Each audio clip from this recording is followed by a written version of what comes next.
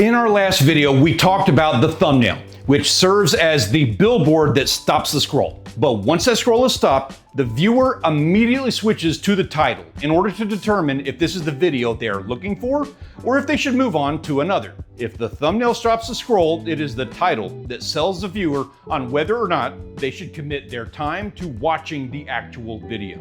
Today, we're going to break down the 4 psychological pillars of a high converting title, starting with the most fundamental element, how the viewer actually reads it. The most effective way to capture someone's attention is by talking about them. When you use personal pronouns like you and your, the title stops being a broadcast and starts being a conversation.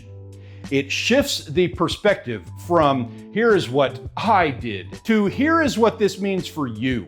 This small linguistic shift creates a strong sense of relevance. It makes things personal for the viewer, like you aren't just sharing information, you are solving their problem or speaking to their interests. By focusing on the viewer and addressing their needs and pain points, you are adding a strong sense of value to your work, and this can have a dramatic impact on the performance of your overall packaging. Psychology is an extremely important aspect of the viewer experience, particularly when it comes to getting clicks.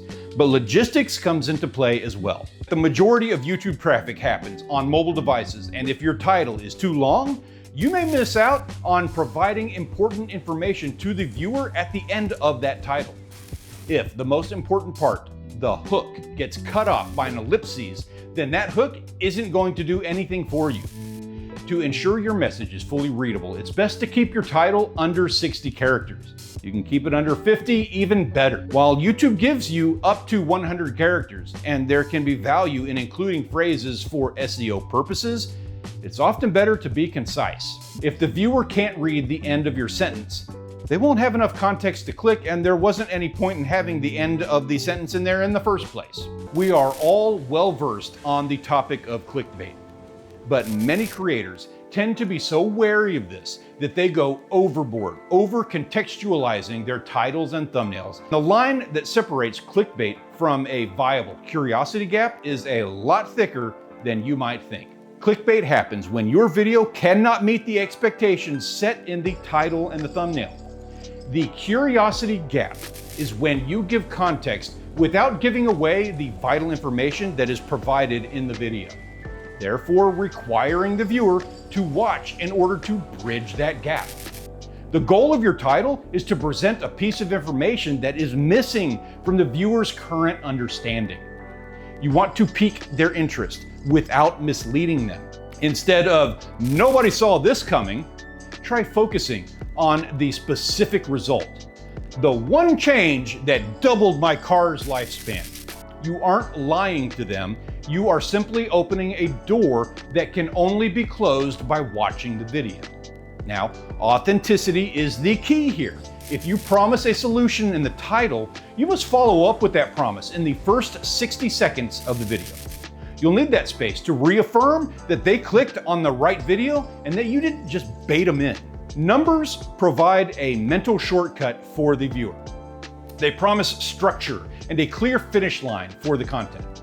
However, not all numbers are created equal.